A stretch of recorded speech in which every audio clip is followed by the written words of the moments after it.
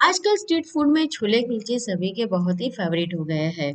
तो मैं आप लोगों के लिए लेकर आई हूँ अमृतसरी कुलचे की बहुत ही मज़ेदार सी रेसिपी जिसे हम आज गेहूं के आटे से बनाने वाले हैं। कुछ दिनों पहले मैंने आपके साथ छोले की रेसिपी शेयर की थी, तो सबने डिमांड की थी कि आप कुलचे की रेसिपी भी लेकर आइए। तो आज हम बिना तंदूर के ये कुलचा गैस के ऊपर बनाने वाले हैं। हेलो दोस्तों, मैं हूँ हेतल और किचन क्राफ्ट रेसिपी में आप सभी का बहुत बहुत स्वागत है। तो चलिए आज की मज़ेदार रेसिपी बनाना शुरू करते हैं। मैंने यहाँ पर 2 कप गेहूं का आटा लिया है। मैंने जो कप इस्तेमाल में लिया है ना वो 250 ml वाला है। इसमें से आप 5 कुलचा बनाकर तैयार कर सकते हैं। उसके अंदर पहले हमें मोयन नहीं डालना है, बीच में इस तरह से हम जगह बना लेंगे और उसके अंदर डालेंगे तकरीबन आधा कप दही। दही जो हमें लेना है ना वो खट्टा लेना है। जब भी हम कोई आटा लगाते हैं ना तो पहले उसके अंदर मोयन डालते हैं, लेकिन ये जो कुलचा है ना उसका आटा कुछ अलग तरीके से लगाया जाता है। तो पहले इसमें खट्टा सा दही डालेंगे और उसमें डालेंगे 1 टीस्पून बेकिंग पाउडर और आधा टीस्पून बेकिंग सोडा यानी कि खाने का मीठा सोडा। तो ये मेरा हाफ टी स्पून वाला स्पून है, तो मैं 2 बार इसके अंदर बेकिंग पाउडर ऐड करने वाली हूँ ताकि 1 टीस्पून हो जाए। और फिर डालेंगे आधा टीस्पून इसके अंदर बेकिंग सोडा, जिससे हमारे जो कुलचे हैं ना वो बहुत ही बढ़िया बनेंगे। और उसे मिक्स करके हम 5 से 10 मिनट ऐसे ही छोड़ देंगे।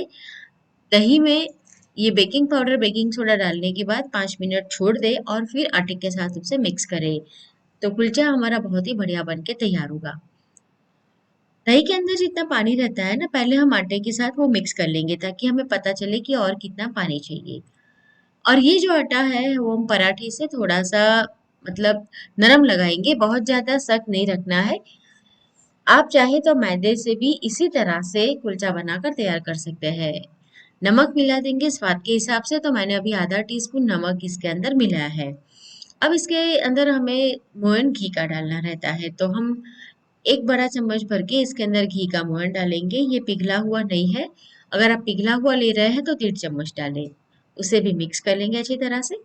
आप चाहे तो तिल भी डाल सकते हैं, लेकिन बहुत ही बढ़िया मतलब कि जैसे मुंह में जाते ही घुल जाए ऐसे कुलचे आपको बनाने हैं ना, तो घी के मोहन का इस्तेमाल करें। अब हम पानी डालकर इसका पराठे से थोड़ा सा नरम आटा गूंद लेते हैं। अगर आप गर्मियों में ये बना रहे हैं ना दोस्तों, तो हल्के गुनगुने पानी का इस्तेमाल करें तो आपको बहुत ही बढ़िया सा इसका रिजल्ट मिलेगा। तो देखिए, बातों ही बातों में आटा तो मैंने गूंद लिया है। अगर हाथों में ये ज्यादा चिपक रहा है तो थोड़ा सा आप घी लगा लें और हाथों से इसे छुड़ा दें।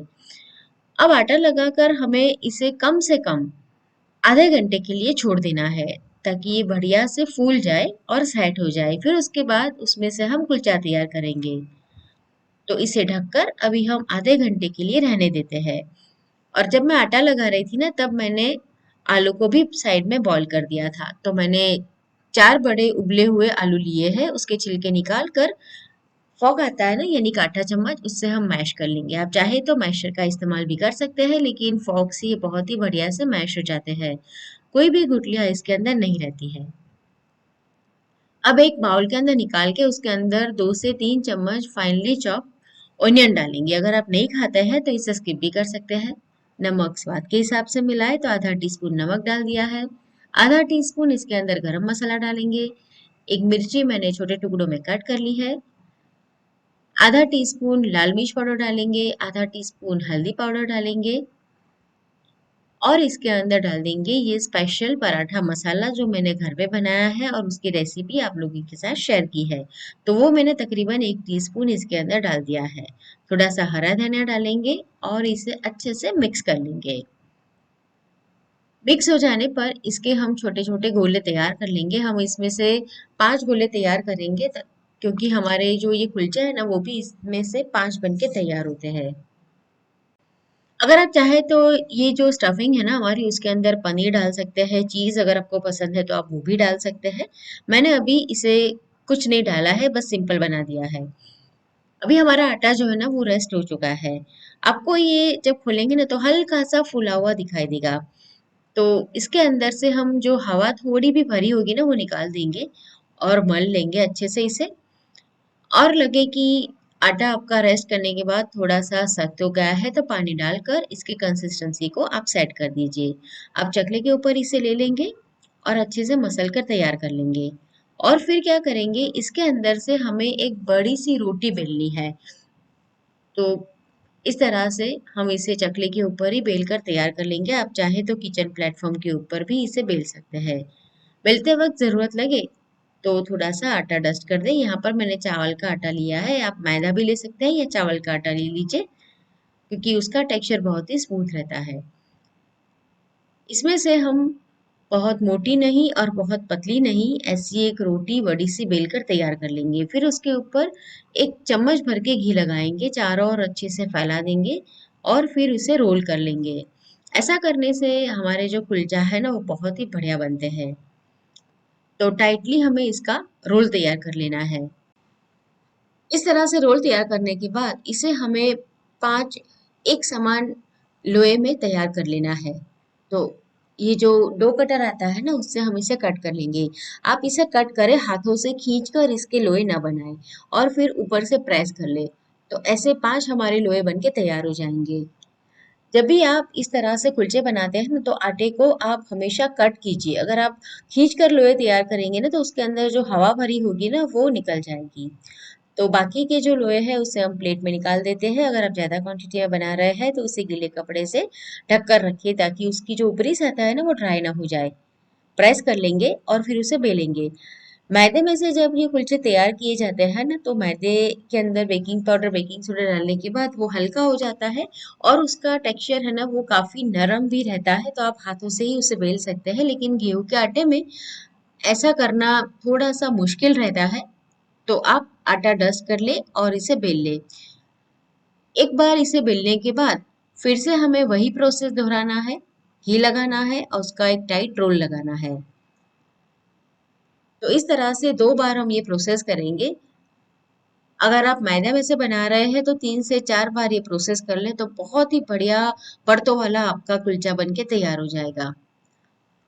और ये जो रोल लगा है ना आप, तो आपको वो टाइटली लगाना है। फिर इसे इस तरह से फोल्ड कर देंगे और जो लास्ट वाला हिस्सा है ना उसे अंदर की ओर मोड़ देंगे, हल्के से प्रेस करेंगे और फिर आटा डस्ट करके इसे फिर से हमें बेल लेना है। और बेलने के बाद हमने जो स्टफिंग तैयार करके रखी थी ना उसमें से एक गोला इसके ऊपर रखेंगे और फिर इसे फिर से बेलेंगे। हमने ये जो स्टफिंग का मसाला तैयार किया ना उसमें से आप आलू पराठा बनाना चाहे तो वो भी बना सकते हैं। मिलाते जाएंगे, अच्छे से मिलाना है ताकि बीच में से ये फटे नहीं। और जहां पर हमने इसे मिलाया है वहां पर आप हल्का सा प्रेशर देके इसे बेल लें ताकि आटा जो है ना ऊपर वाला वो एक समान मात्रा में सभी जगह पर फैले। तो पहले हाथों से ही हम फैला देंगे ताकि अगर अंदर कोई एयर है तो वो भी निकल जाए और फिर सूखा आटा डस्ट करके इसे हम बेल देंगे। और बहुत पतला हमें इसे नहीं बेलना है। कई बार ऐसा होता है कि अगर आप इसे बहुत पतला बेलने जाते हैं ना तो वो फट भी जाता है और कुलचा वैसे भी पतला नहीं रहता है, वो थोड़ा सा मोटा ही होता है। अब उसके ऊपर कलौंजी डालेंगे, थोड़ा सा हरा धनिया डाल देंगे और जो पराठे का मसाला है ना वो डाल देंगे। ये स्टफ पराठे का मसाला अगर आप कोई भी स्टफ पराठे में डालते हैं या फिर नॉर्मल वाले पराठे में डालते हैं ना तो भी बहुत बढ़िया लगता है। और इसकी रेसिपी मैंने चैनल पे दिखाई है तो आप घर पे भी बना सकते हैं या मार्केट में से रेडी जो मिलता है ना वो भी ला सकते हैं। प्रेस कर देंगे और फिर इसे हम आज बनाने वाले हैं नॉनस्टिक के ऊपर। सभी के घरों में तंदूर अवेलेबल नहीं रहता है तो आप इस तरह से बना सकते हैं। आप लोहे का तवा भी ले लें। जब एक साइड ये हल्के से सीख जाए तो दूसरी ओर भी उसे सीख ले। दोनों ओर सीखने के बाद इसे हमें डायरेक्ट गैस के ऊपर ही सीख कर तैयार करना है। जब आप इसे नॉन स्टिक पे रखें ना तो गैस की फ्लेम को स्लो टू मीडियम रखें ताकि अच्छे से ये पक जाए और उसका कलर भी बहुत बढ़िया आए। तो दोनों साइड मैंने इसे सीख लिया है। अब क्या करेंगे कि जो जाली आती है ना जिसके ऊपर हम बैंगन या फिर टमाटर को भूनते हैं तो वो जाली रख दें और उसके ऊपर इसे रखिए। डायरेक्ट गैस के ऊपर रखेंगे ना तो क्या होता है कि कई बार ये फट भी जाता है। तो इस तरह से जाली के ऊपर रखें तो वो बढ़िया से चारों ओर सिकेगा। और फिर आप इस तरह से इसे चारों ओर घुमाते हुए भी सीख कर तैयार कर सकते हैं। ऊपर भी इस तरह से पकड़ के रखिए ताकि बढ़िया से ये सीख जाए। तंदूर में तो क्या कि आँच बहुत तेज रहती है तो अपने आप ये चारों ओर से बढ़िया से सीख जाता है, लेकिन घर पे हम जब करते हैं तो थोड़ा सा जुगाड़ हमें इस तरह से करना पड़ता है। अब बटर लगा देंगे तो बहुत ही बढ़िया से हमारे जो कुलचे हैं ना बन के तैयार हो चुके हैं। आप चाहे तो इसे छोले के साथ खाइए, दाल मखनी के साथ खाइए या फिर दही के साथ खाइए। सभी के साथ ये बहुत ही मज़ेदार लगते हैं। तो दोस्तों आज की रेसिपी आपको कैसी लगी कमेंट करके ज़रूर बताएं। आपके कमेंट का मुझे इंतज़ार रहेगा। और ऐसी नई नई रेसिपी देखने के लिए किचन क्राफ्ट रेसिपी को सब्सक्राइब नहीं किया है तो ज़रूर सब्सक्राइब करें। तो फिर से मिलेंगे नई और मज़ेदार रेसिपी के साथ।